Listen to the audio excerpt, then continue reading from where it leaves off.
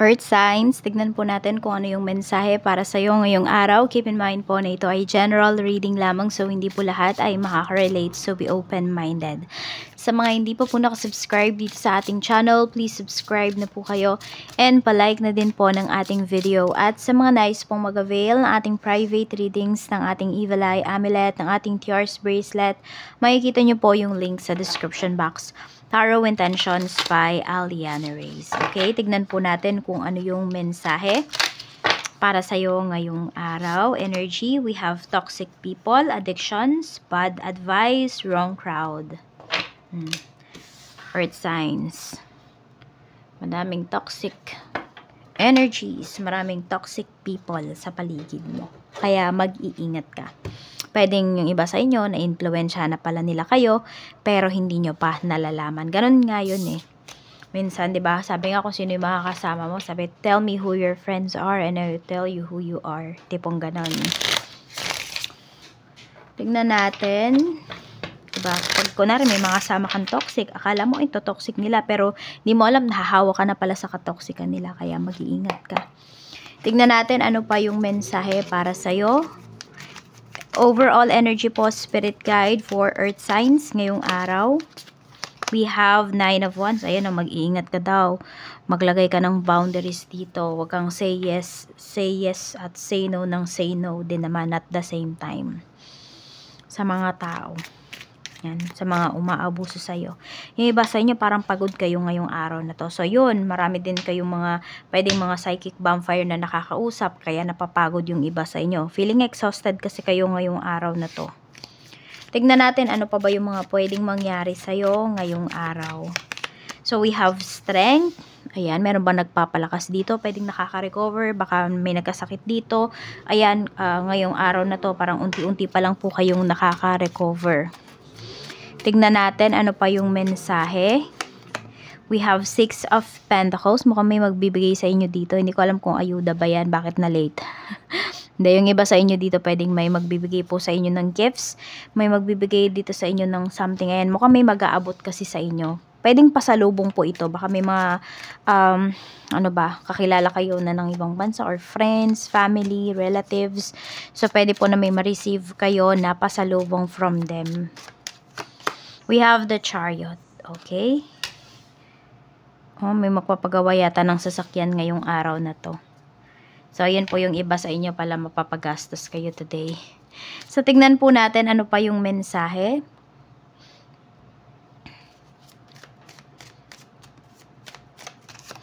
We have 9 of Swords. Pagdating to sa family mo, medyo nai-stress. Okay, it's either ikaw ba yung nai-stress or may nai-stress dito sa family mo. Pwedeng may dumadaan sa depression. I don't know if this is postpartum depression. Baka may kapapanganak lang sa family members. So, ayan po, pwedeng may mga pinagdadaanan talaga. So, mas mabuti po ay intindihin. Ewan ko kung may suicidal dito sa family nyo. Tingnan natin ano pa yung mensahe pagdating naman po sa iyong mga kaibigan. So, we have the Sun. We have 9 of Cups. Ayan. Okay naman yung mga friends mo. Ayan. Pwedeng, baka toxic family to. Yung mga nakakasama mo, hindi mga toxic na kaibigan. So, for some of you, ayan, kaya pwedeng may nade-depress dito na family members mo kasi baka may mga family members ka rin na grabe talagang magsalita. So, pwedeng mahina yung damdamin ba ng taong to.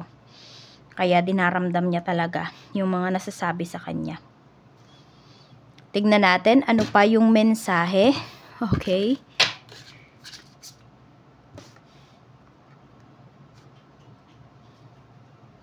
We have, 7 of Swords. Kung mag-a-apply ng trabaho yung iba sa inyo, ayan, yung mga mag-a-apply pa lang to ng trabaho ha, tahimik lang daw kayo. Huwag nyo sasabihin na, today mag-a-apply ako, popost pa kayo sa social media. Huwag muna. The Emperor, okay. Marami po sa inyo, yes, matatanggap po kaagad kayo sa trabaho. Yan, yung mga mag-a-apply pa lang dyan. Tignan naman natin kung sa trabaho nyo naman, current job, we have 3 of Cups.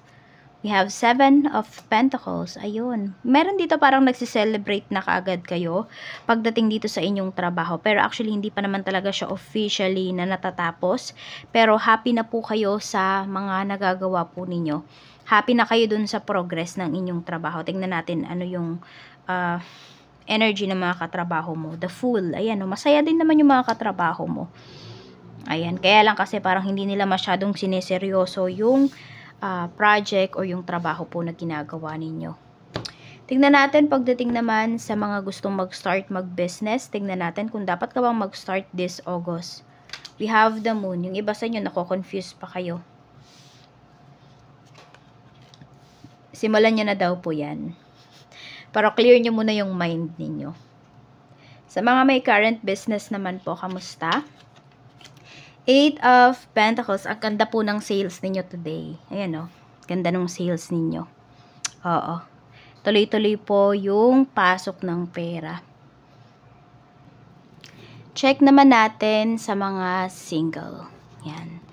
Check natin yung mga single. Okay. Sa mga single, magkakaroon na ba kayo ng love life this August?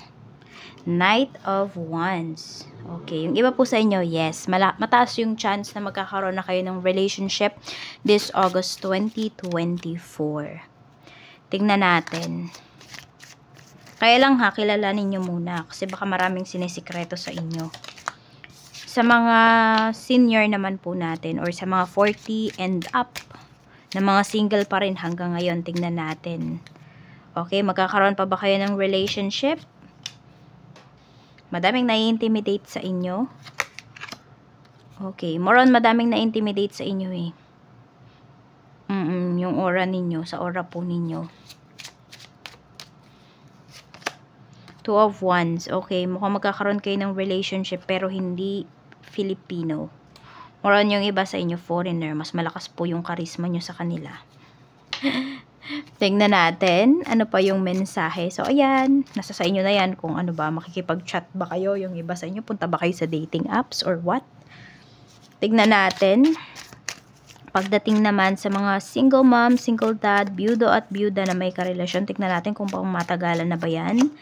Page of Cups, 9 of Cups. Yes, pang matagalan na po para sa mga may karelasyon na single mom, single dad, byudo at byuda. Tignan naman natin pagdating naman sa mga ayan, kung meron pa bang darating na relationship para sa inyo. Okay, mahihirapan na po yung iba sa inyo. Single mom, single dad, byudo at byuda na wala pang relationship sa ngayon. Okay, sabihin natin pwedeng itong month na to, month of August, hindi to para sa inyo para magkaroon kayo ng relationship. Kaya, ayun, unahin nyo muna po yung inyong finances kasi for some of you, pwedeng medyo nahihirapan po kayo dito pagdating sa inyong pinansyal. Tignan natin pagdating naman sa mga married. 10 of Cups at sa mga in a relationship, we have 10 of Wands. Okay, marami tayong married dito na happy po kayo sa inyong relationship. Tignan nyo, parang marami na kayong mga tinalikuran, marami na kayong mga nalagpasan ng mga problema. So, happy kayo, fulfilled kayo ngayong araw na ito. 10 of Wands, para naman sa mga in a relationship, marami po dito, stress kayo. Parang feeling mo, ikaw yung laging nag-e-effort pagdating dito sa inyong relationship. Yan, medyo napapagod na po yung iba sa inyo. Feeling exhausted talaga kayo. So, tingnan mo, baka toxic na yung person mo or nagiging toxic na kayo parehas sa isa't isa. Baka kailangan nyo munang mag-cool off. So, ayan lang po yung mensahe. Maraming salamat. Mag-iingat po kayo always and more blessings to come.